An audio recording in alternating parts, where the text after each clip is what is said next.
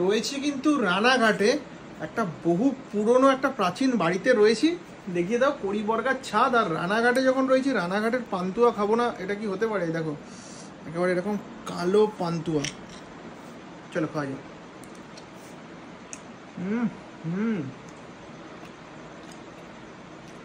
মন পুরো খুশ হয়ে গেছে, সিরিয়াস। রানাঘাটের এরকম পান্তুয়া, তার মধ্যে বহু প্রাচীন একটা বাড়িতে রয়েছি। কার বাড়িতে রয়েছি দেখিয়ে দাও। একদম আমার বাড়িতে রয়েছে, একদম সিরিয়াস, জাস্ট ফাটাফাটি ভাই পান্তুয়াটা একদম।